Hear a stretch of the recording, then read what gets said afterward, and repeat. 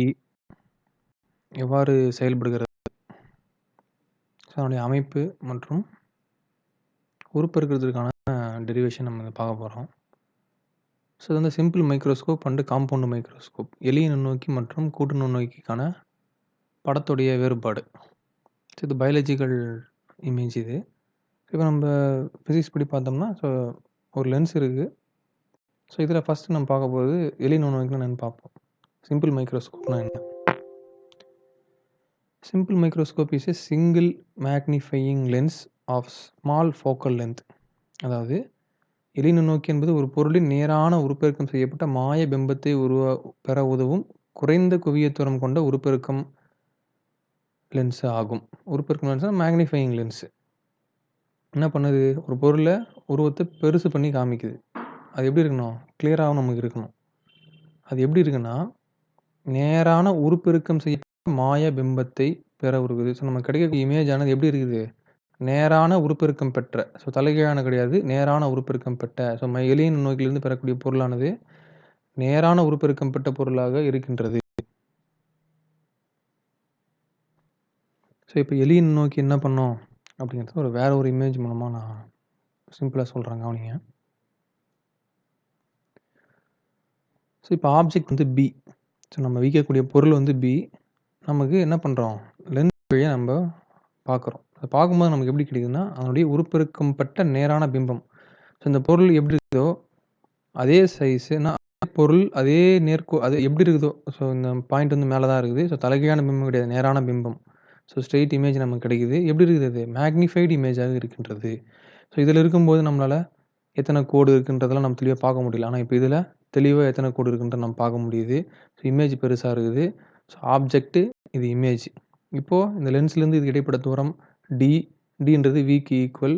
So இங்கே உருவாகக்கூடிய angle வந்து பீட்டா. ஓகேவா? ஸோ அடுத்து இது வந்து பி டேஷ், இது ஏபி, இது ஏ டேஷ் பி டேஷ். இது வந்து principal axis. So focus point, focal length, இதெல்லாம் நம்ம ஆல்ரெடி நமக்கு தெரிஞ்ச விஷயம் தான். ஸோ இப்போ இது ஒரு சிம்பிளாக புரிஞ்சதுக்கான ஒரு இமேஜ் இது. ஸோ இப்போ நம்ம அந்த தியரி போய் படித்தோம்னா நமக்கு ஈஸியாக புரியும். ஓகேவா? இங்கே அதே தான் சொல்லியிருக்கிறாங்க. ஸோ இங்கே இமேஜுக்கு பதிலாக இங்கே ஜஸ்ட் அம்புக்குறி போட்டிருக்காங்க. ஸோ இப்போ அம்புக்குறி மட்டும் நீங்கள் போடுறது என்ன நோக்கம்? ஸோ இது வந்து என்னது? வைக்கக்கூடிய பொருள் மேக்னிஃபை ஆகி நமக்கு தெரியுது. ஓகேவா? ஸோ நெக்ஸ்ட்டு, ஸோ அண்மை புள்ளியில் குவிப்படுத்துதல். ஸோ நமக்கு அண்மை புள்ளினா என்ன, செய்மை புள்ளினா என்னன்றதை நமக்கு தெரியணும். So nearest point and farthest point என்னன்னு தெரியணும். ஸோ என்னது? ஸோ ஃபஸ்ட்டு கவனிங்க. லென்ஸின் ஒரு பக்கத்தின் குவிய தூரத்திற்கு உட்பட்ட தொலைவிற்கு பொருள் வைக்கப்பட்டு அடுத்த பக்கத்தின் வழியாக நம்ம அதை பார்க்குறோம். ஓகே, மிகவும் அருகாமையில் உள்ள எந்த புள்ளி வரையில் கண்ணால் தெளிவாக காண இயலுமோ அது அண்மை புள்ளி எனவும், ஸோ நம்ம எவ்வளவு கிட்ட வச்சு நம்மளால் அதை வந்து ஃபோக்கஸ்டாக பார்க்க முடியுதோ அது அண்மை புள்ளி எனவும், எவ்வளவு தூரம் வச்சு அதை நம்ம ஃபோக்கஸ்டாக பார்க்க முடியுமோ அதை வந்து சேமை புள்ளி எனவும் என்று அழைக்கின்றோம். ஸோ அதாவது near point and farthest point. Okay, so எது கிளியர்லி சி எங்கே நியரஸ்ட் பாயிண்டில் இருக்கும், நியர் பாயிண்ட். தூரமாக இருக்குது வந்து farthest பாயிண்ட். ஸோ இது நமக்கு தெரியணும். இப்போ நம்ம ஃபஸ்ட்டு பார்க்க போகிறது வந்து அண்மை புள்ளியில் குவியப்படுத்துதல் எப்படி. ஸோ அண்மை புள்ளி எப்படி குவியப்படுத்துறது? ஸோ பிம்பமானது அண்மை புள்ளியில், அதாவது 25 சென்டிமீட்டர் தான் அண்மை புள்ளி. ஓகேவா? உருவாகும் போது கண் மிக குறைந்த அளவு சிரமத்திற்கு தான் உள்ளாகும். அண்மை புள்ளியின் தொலைவு தெளிவுறு காட்சியின் மீச்சிறு தொலைவு என்று அழைக்கப்படுகின்றது. ஓகேவா? அதாவது least distance. Okay, so distinct vision என்று அழைக்கப்படுகின்றது. இந்த 25 சென்டிமீட்டருக்குள்ள நம்ம தெரியுது நியர் பாயிண்ட் தெரியுதுக்கு பேர் என்னது? டிஸ்டிங்க்ட் விஷன் என்று அழைக்கப்படுகின்றது. ஸோ பொருள் தொலைவு எஃப்ஐ விட குறைவாகவும், பொருளின் தொலைவானது எஃப்ஐ விட குறைவாகவும் பிம்பத்தின் தொலைவு அண்மை புள்ளி டி ஆகவும் இருக்க வேண்டும். ஸோ இதுக்கு நம்ம ஆல்ரெடி லென்ஸின் உருப்பெருக்கம் ஃபார்முலா நம்ம படிச்சிருக்கிறோம். M is equal to V by U. So V by U என்ற ஃபார்முலாவை நம்ம தெரியும் ஆல்ரெடி. இப்போ இதில் வி இஸ் ஈக்குவல் டு இங்கே minus D. So minus D நம்ம ஏன் யூஸ் பண்ணுறோம் நமக்கு தெரியும். ஸோ லென்ஸிற்கு இடதுபுறமாக நம்ம எது எடுத்தாலும், ஸோ லென்ஸுக்கு லெஃப்ட் சைடு எதை எடுத்தாலும் நம்ம என்ன பண்ணோம்? மைனஸில் தான் நம்ம அந்த வேல்யூ யூஸ் பண்ணோம். ஸோ இங்கே பார்த்தீங்க அப்படின்னா ரெண்டுமே எப்படி இருக்குது? இடதுபுறமாக மட்டுமே இருக்கின்றது. டியும் அங்கே தான் இருக்குது, யூவும் அங்கே தான் இருக்குது.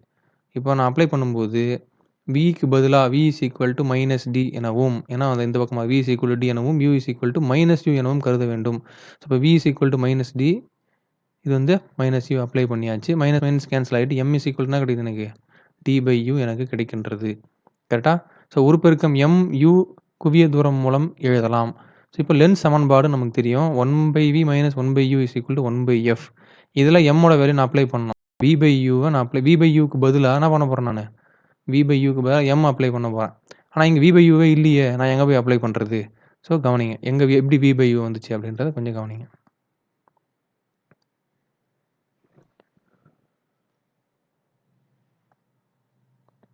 So first 1/v minus 1/u is equal to என்ன கிடைக்குது நமக்கு? 1/fன்றது நமக்கு கிடைக்குது. கரெக்டாக? இப்போ இதில் மேலே எல்லா பக்கமும் என்ன பண்ண போகிறேன்? v-ஆல் மல்டிப்ளை பண்ண போகிறேன். ஸோ v-ஆல் மல்டிப்ளை பண்ணால் என்ன ஆகும்? v by v minus v by u equal to v by f அப்படின்னு எனக்கு கிடைக்குது. கரெக்டாக? ஸோ இப்போ இதுக்கடுத்து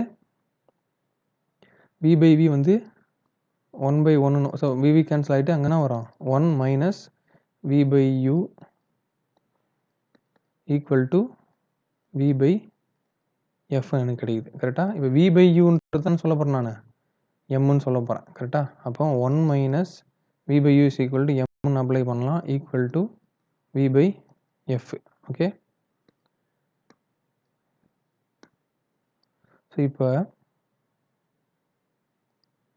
எனக்கு எம்மோட வேல்யூ வேணும் அப்படின்னா நான் m வந்து கொண்டு போகிறேன், v பை f இந்த பக்கமாக கொண்டு வரேன். அப்போ 1 minus plus v by f இந்த பக்கம் தான் மைனஸ் v பை f மாறிடும், மைனஸ் m அந்த பக்கம் வச்சுன்னா ப்ளஸ் m மாறிடும். ஸோ அப்போ m is equal to 1 minus vf அப்படின்ற வேல்யூ எனக்கு கிடைக்குது. கரெக்டாக? So m is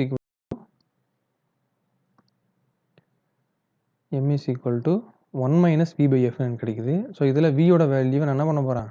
minus D என்ன பிரதியிட போகிறேன். மைனஸ் டின்னு பிரதிட்டா என்ன ஆகும்? விக்கு பதிலாக மைனஸ் டின்னு பிரதிட்டா 1 மைனஸ் டி டிவைடட் பை எஃப்னு இருக்கும். மைனஸ் இன்ட்டு மைனஸ் ப்ளஸ் ஆகி என்ன கிடைக்குது எனக்கு? 1 ப்ளஸ் டி பை எஃப்னு கிடைக்குது. ஸோ இது வந்து மேக்னிஃபிகேஷன் எங்கே? அண்மை நிலையில் மேக்னிஃபிகேஷன். ஸோ உருப்பெருக்கம் நமக்கு அண்மை நிலையில் குவியப்படுத்துதல் நமக்கு நடந்துருச்சு. ஸோ அதுக்கடுத்து செய்முறை பொருள் வந்து நமக்கு முன்ன பார்க்கும்போது இங்கே வச்சுருந்தோம் நம்ம. ஆனால் இப்போ எனக்கு வந்து எங்கேருந்து வரப்போகுது? இயல்பு நிலை குவியப்படுது புற உதவின்னு பார்க்கும்போது ஸோ பொருள் வந்து ஈரில்லா தொலைவிலிருந்து நமக்கு வருது. ஈரில்லா தொலைவிலிருந்து வர்றதை இன்ஃபினிட்டி டிஸ்டன்ஸில் வர்றதை நம்ம என்ன பண்ண போகிறோம்? குவியப்படுத்த போகிறோம்.